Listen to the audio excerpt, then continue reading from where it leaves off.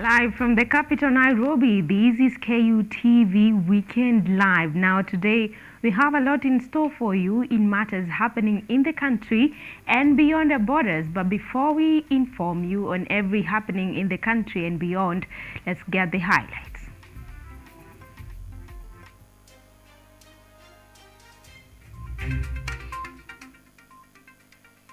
President William Ruto attends an interdenominational prayer service in Kericho County.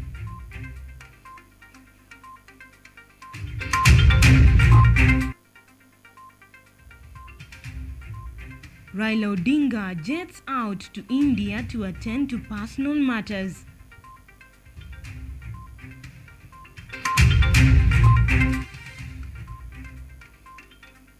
Unregistered SIM cards switched off as deadline lapses today.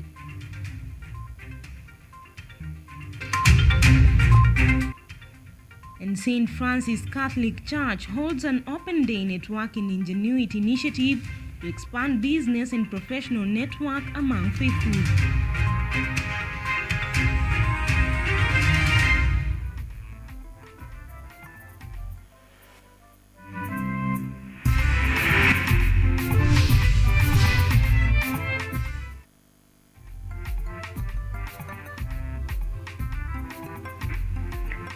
Sammy Okello is our sign language interpreter for the night, and I go by the name Daphne Orina. We're streaming live on Facebook at KUTV Kenya and on YouTube at KUTV Kenya Live. Let's get started. President William Ruto has today attended the interdenominational prayers in Kericho County. In attendance were some of the Kenya Kwanza leaders, including the Deputy President Wikwndi Gachagua. The president with his deputy urged Kenyans to exercise patience, promising that the government is going to alleviate them from the high cost of living.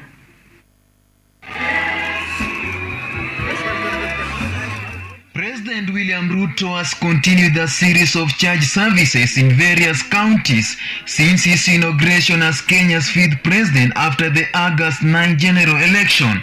Previously attended Thanksgiving church services at Kiambu, Nakuru and Homa Bay counties, the latest being Kericho. Na mimi nataka niwaambie tayari exercise ilikuwa inaanza, lakini tulikuwa kidogo na watu ambao hawakuelewa ni nini tunatafuta.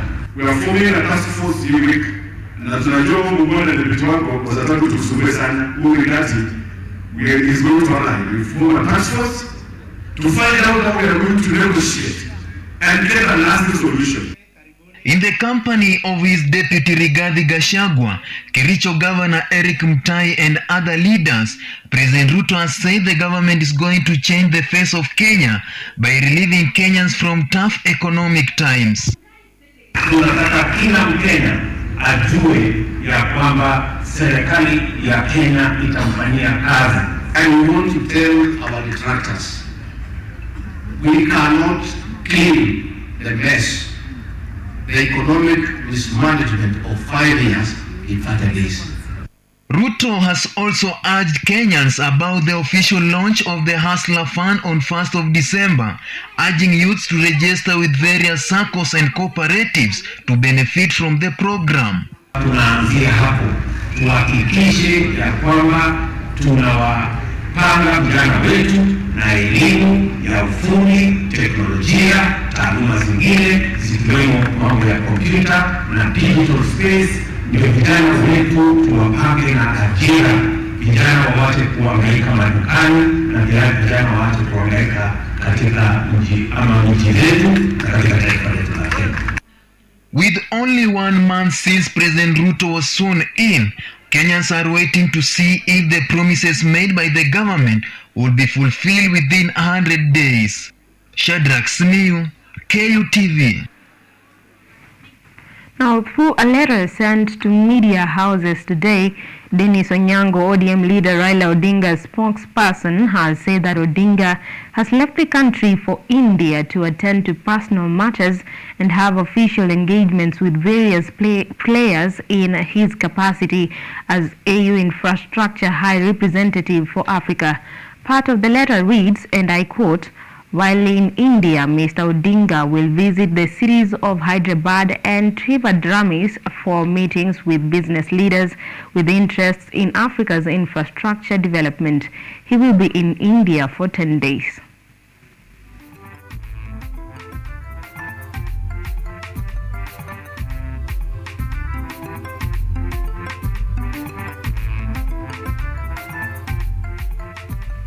That aside, the Telecommunications Authority of Kenya, CAK, has deactivated and registered SIM cards, leaving thousands of Kenyans and top government officials stranded. This follows the lapse of the deadline as set by the Communications Authority at October 15, 2022 at midnight. The Communication Authority on April 14th extended SIM registration deadline to October 15th, 2022. to allow more time for network operators and subscribers to comply with the directive. However, thousands of Kenyans have been left stranded following their SIM cards being switched off. The lines that have been switched off will not access crucial services like money transactions, send text messages, and make calls after deactivation.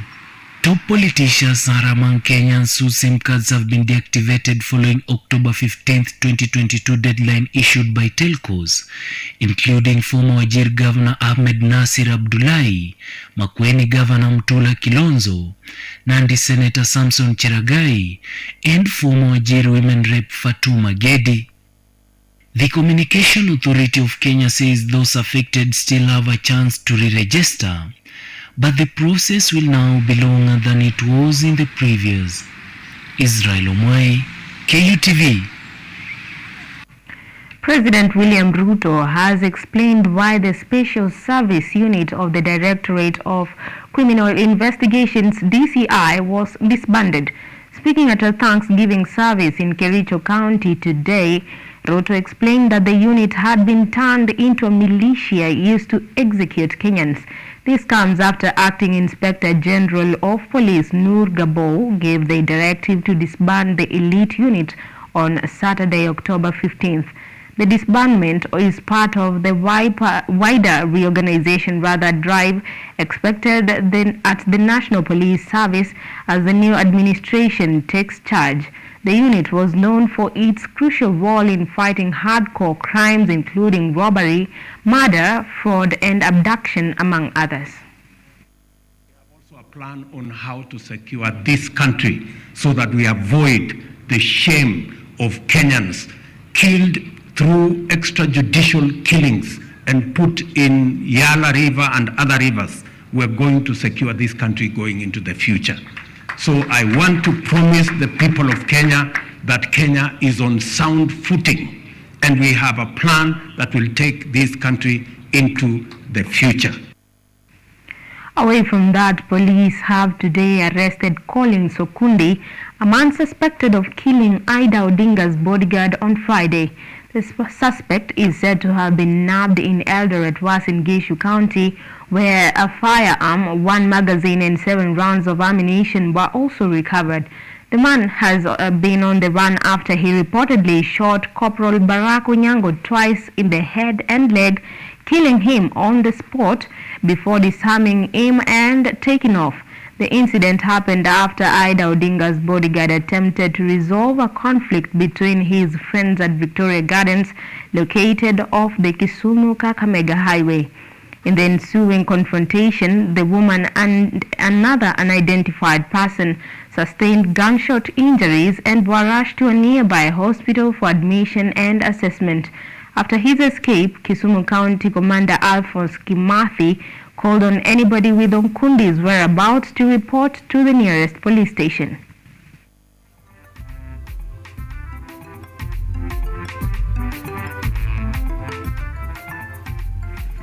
Away from that, the Kenya Union of Special Needs Education Teachers has raised concerns over the implementation of the competency-based curriculum CBC, claiming that the teachers are not adequately trained. Speaking at KUSNET headquarters in Narok, the union's deputy chairman Elijah Sweater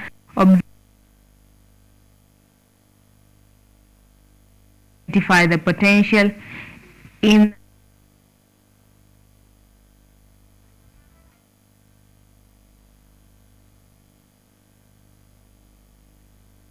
following Deputy President Rigathi Gachagwa's affirmation on Wednesday 12th October that the competence-based curriculum education system will not be scrapped off and that the government will review and improve CBC, KUSNET leaders have aired concerns about its implementation. One of the key issues that we have talked about and found lacking in special education so that CBC can be fully implemented is the issue of funding.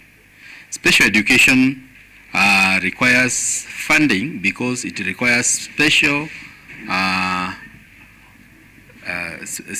training for the teachers, special equipment for that will be used by those children. Chairman Amos Karanja said for the curriculum to be effective, there must be proper tools for the special needs children for them to be able to discover their talents early enough and urged the government to put enough funding into special needs education. There is a gap. The PP1 and the PP2 have been left out by the TSC. There is nobody who is taking care of the teachers in the P1 and PP2 classes. So they also need to be trained on how best they can implement CBC. The head of state has since appointed a task force comprising of 49 learners to evaluate, review CBC and recommend an appropriate structure to implement, among other tasks like checking and recommending equitable access to education, especially for those facing socio-economic and geographic marginalization, vulnerable population, children and persons with special needs. The team will be in place for 6 months and is expected to make progress report after 2 months. Jeff Mwangi, KUTV. As the adage goes, if you want to go fast, go alone. But if you want to go longer, go together. In keeping with this was the St. Francis Catholic Church in Kasarani, Nairobi County, where the faithful had the opportunity to showcase their professional side on a local day expo, open day expo, which had them networking on the various ventures they engaged in throughout the week.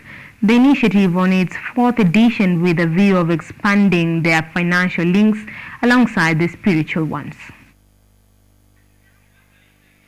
Business networking is characterized by the establishing of mutually beneficial relationships with other business people and potential clients or customers. Its benefits are the intangible gains made by communicating with other professionals or in relating to your industry. And such was in play at the St. Francis Catholic Church in Kasarani, Nairobi County, where apart from the core spiritual development, faithful had the opportunity to engage with a unique bonding experience in an open day organized annually for them to showcase their various businesses.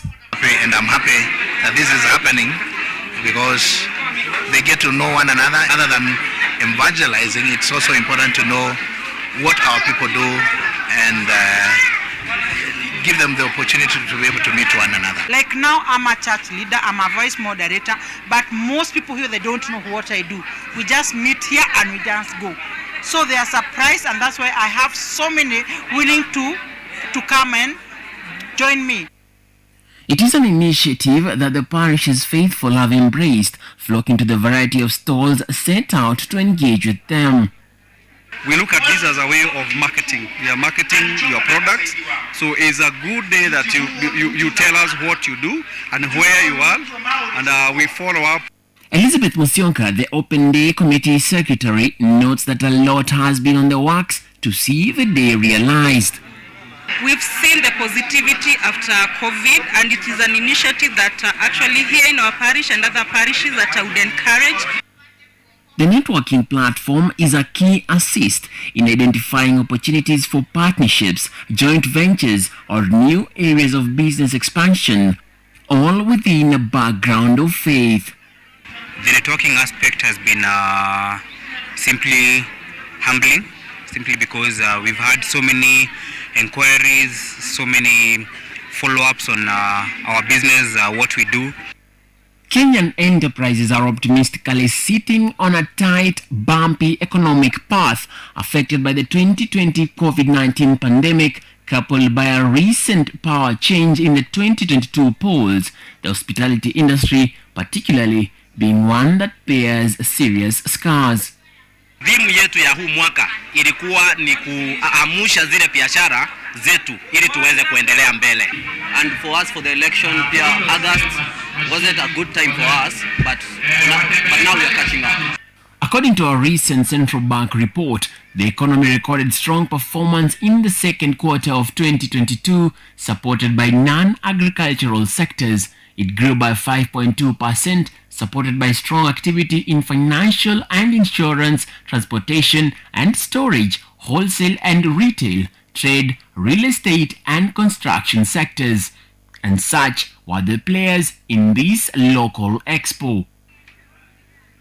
In our complex and interconnected business environment, where establishing and sustaining a diverse array of network relationships is a key element, such is a bird in the hand. With the current national inflation rate currently at 8.3%, such an innovative play creates an opportunity to curb the challenges being witnessed in various sectors of the economy by creating a coalition of sorts, both financially and spiritually. Emmanuel Kutosi, KUTV, Nairobi. Well, that story right there leads us to our first break. We'll be back with more. Stay tuned.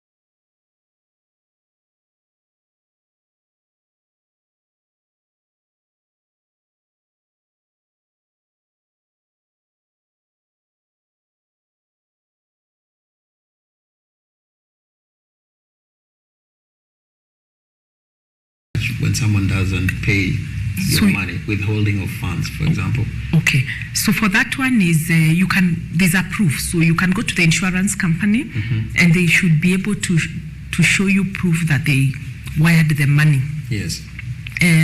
But also when we are doing our investigations, sometimes most of the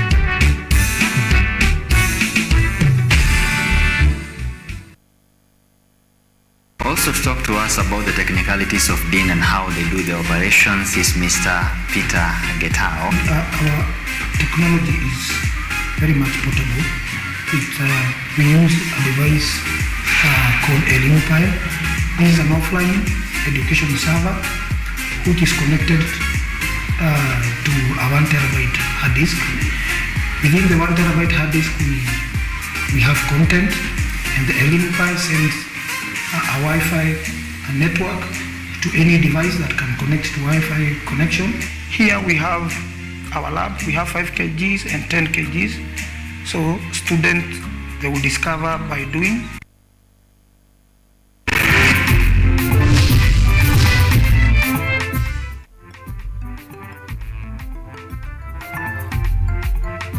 Welcome back and thank you for staying with us. Let's carry on.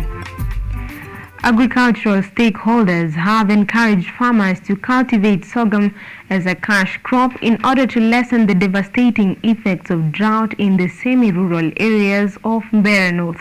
Specialists from the Pan-Africa Climate Justice Alliance, Kenya, Breweries Limited and Equity Bank are combining efforts to see a transformation on the farmers' fortunes. Garissa County has received a total of 5,600 50-kilogram bags of pellets, which will be distributed in 5 most affected sub-counties to 2,800 households and is expected to supplement at least 14,500 livestock. Speaking during the flagging off of the animal feeds in Garissa, National Drought Management Authority CEO Colonel retired Hared Adan said that the government has upscaled the drought mitigations by providing the animal pellets for the weak livestock left behind, as others were taken to other areas to look for pasture and water. As you are aware, the government has upscaled the intervention, and today what we are doing is livestock interventions. We are providing 5,600 livestock feeds, or common known as the pellets, to 15,000 livestock of the various species. This food is meant for the weak animals that have been left behind after the main animals have migrated to other areas looking for pasture. Garissa County Commissioner Boaz Cherutich said that at least 332,000 people in Garissa are already affected by drought and that the number is likely to rise to over 400,000 if the rainy season is delayed. Na kwa hivyo mvua isiponyesha wakati huu mpaka mwezi wa 11 inamaanisha kwamba hali haitakuwa mzuri, na kwa hivyo tumeweka mipango maalum kuhakikisha kwamba hakuna mtu ambaye atakufa kwa mnajili ya njaa. According to data from the National Drought Management Authority, the drought situation continues to worsen in 20 counties attributed to the 4 successive failed rainy seasons. Na kwa hivyo kiasi cha pesa milioni 12,915 ilienda kwa wakulima. 11 counties, namely Garissa, Isiolo, Kajiado, Kitui, Mandera, Marsabit, Laikipia, Samburu, Tana River, Turkana and Wajir are in the alarm drought phase. Jacqueline Wanjiru, KUTV. It is the weekend, by the way, and the release is a treat to treasure. Sit back with Africa is not a continent of problems. Not at all. Sure thing, we mean businesses, and there is no doubt about that. I don't think it's necessary to translate. Kuna mtu haelewi Kiingereza hapa. We are steadily on the move. Tumetoka kwa ile era ilikuwa ya praise and worship. So, this is an hot issue. And class is in session. We are going to teach them agricultural economics. It's a very hot issue. Our education system is confusing. Professor was on another hustle. I also want to enjoy life like the others. It seems this he had had enough of. It's not known to you, but I'm going to go back to my classroom for a short while, according to what I like. The lesson? There's a mistake, and you don't know that there's a mistake, then you can't correct it. Was taking angles. New colleagues who have come in want to learn from you, and don't give them misdirection. That called for some rules. We want the Hustlers Fund to be given to the members of this house to take care of it, to be in charge of the Hustlers Fund. We campaigned with the hustlers. We know them better than anyone else. And a call. There will be no further debate on this matter. You know the rules. You are all very senior members. Ndugu Eta, tafadhali. To remember. Usisahau ndugu yako mwenzako ambaye bado ako kwa madaki. And you can analyze it, you can critique it, you can do many things about it except debating it on the floor of this house. We are going to court. Well, that was in order. Really, if the Hustler Fund is coming, let the savings also be directed to the hustlers themselves. They will save themselves. At the moment, they are operating in a space that is opaque. Harun. You're out of order. By the way,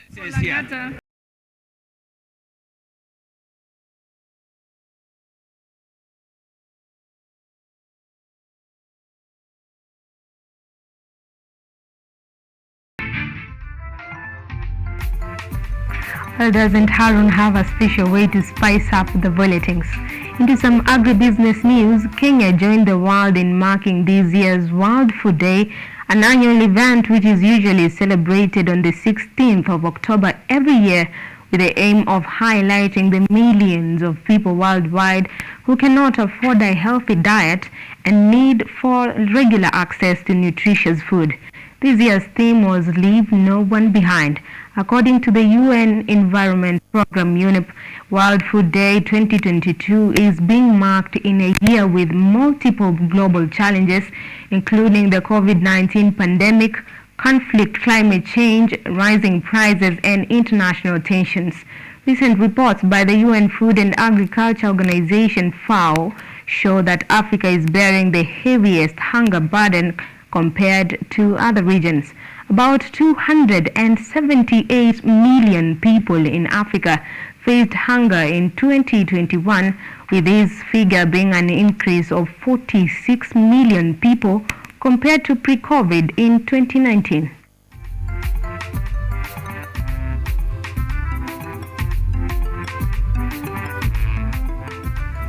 Elsewhere, cotton farmers in Yatta constituency, Machakos County, are said to benefit from free BT cotton seeds ahead of the expected November short rains.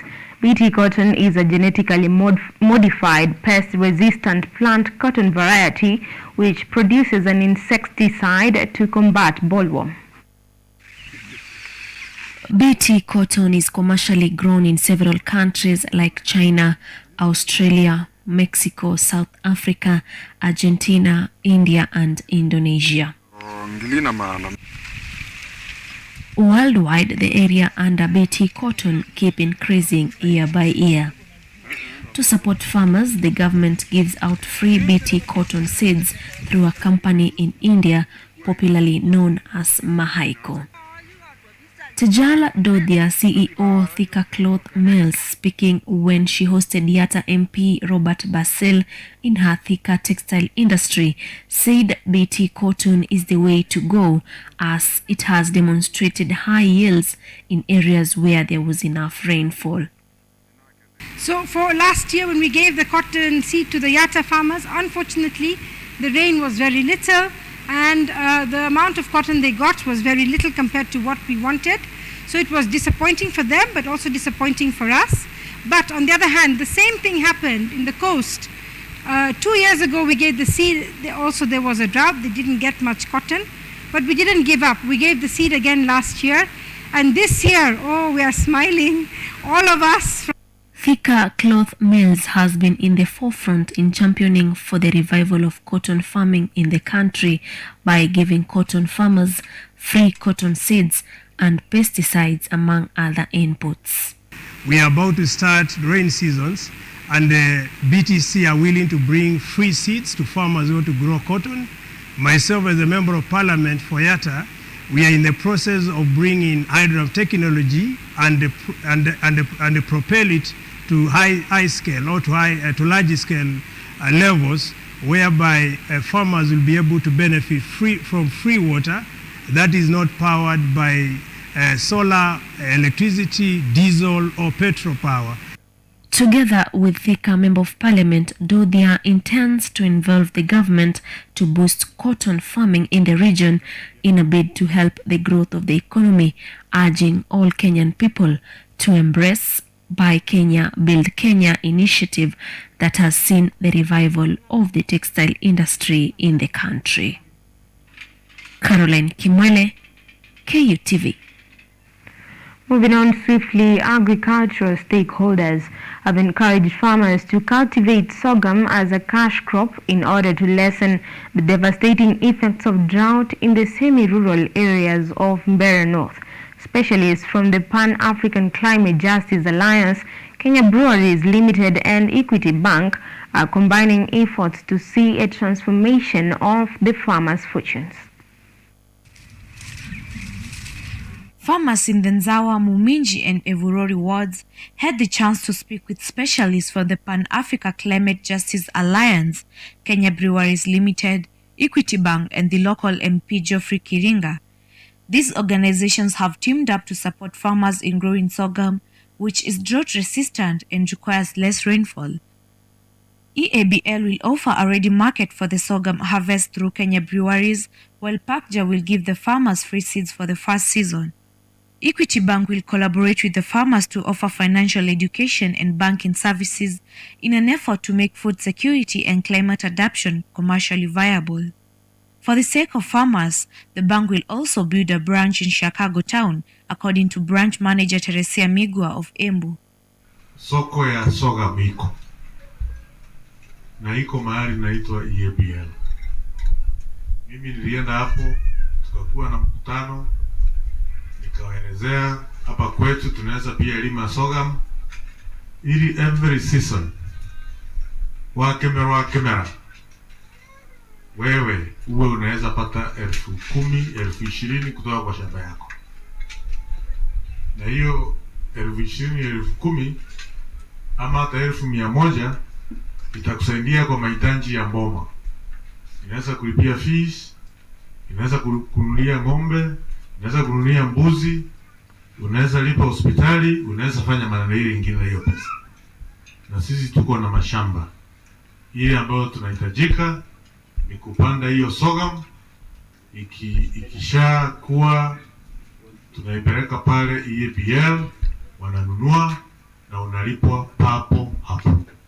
Farmers will be able to obtain agricultural services, seeds to cultivate for a ready market, and agricultural expertise through the ambitious scheme. Diana, tukiwa na mheshimiwa wenu vile ambavyo tunaweza waletea branch ya Equity hapa karibu hapa Chicago town, kwa sababu tumeona ya kwamba inafaa na tumeweza kuinua uchumi ya hii mahali ikawa ya kwamba inastahili branch. Kwa hivyo hiyo ndio mambo ambayo tunafuatilia. Lakini kuhusiana na hii ushirikiano ya leo ni kwamba tuko tayari kusimamia na kusupport wakulima ili waweze kupata mkopo kule Equity Bank, na mkopo ule utawawezesha kununua farm input ambao ni fertilizer, ambao ni mbegu. Kwa hivyo mkulima asishindwe ya kwamba mbegu iko shamba ninayo, pesa nitapata namna gani? Ndio maana Equity Bank tuko mahali hapa. Boreholes will also assist the region by facilitating water access, which the MP claimed would help Mbeere North become more economically independent. Naita contract farming. Na maana ya contract farming ni kusema wakati unapanda mtama kama mkulima, unajua soko yangu iko wapi. Unajua pahali soko iko, unajua utauza pesa ngapi. Na sisi tunakuwa na mkataba na wakulima, kukuhakikishia kwamba ile mtama unapanda kama mkulima, sisi kama kampuni tutanunua. Lakini pia kama wewe ni mkulima mdogo, pia iko nafasi yako hiyo ya kupitia kwa aggregator. Lakini ile kitu tunafanya ni kuweka kila kitu iko wazi. Ile bei aggregator atapata Nairobi, wewe kama mkulima pia unaijua. Embu Governor Cecily Mbarire made a plea for relief funding earlier this week, claiming that more than 100,000 residents in Embu County were in danger of hunger. For KUTV, I am Teresia Maluki.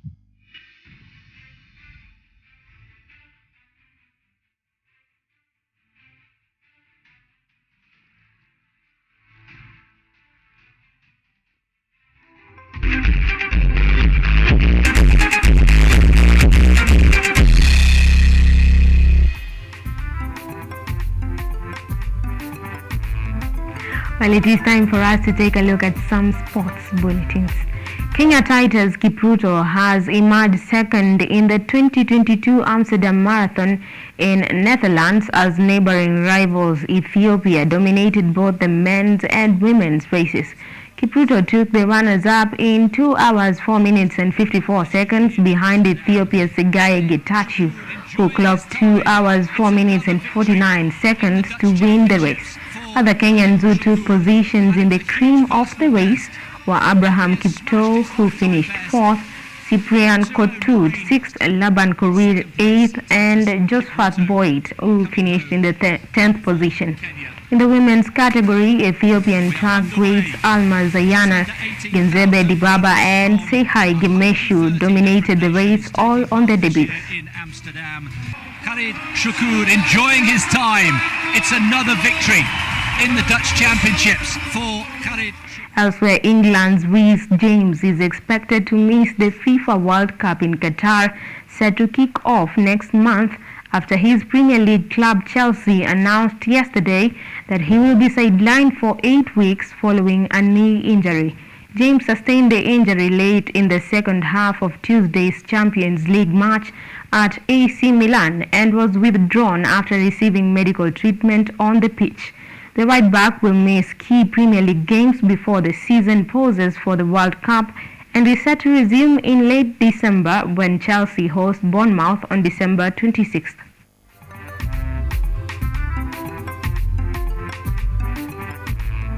Finally, Chelsea conquered Aston Villa 2-0 in their English Premier League match at Villa Park this afternoon, with midfielder Mason Mount netting a brace to maintain Chelsea's fourth position in the Premier League table. Meanwhile, Manchester ended the match on a barren draw against Newcastle and at Old Trafford, making them retain 5th and 6th position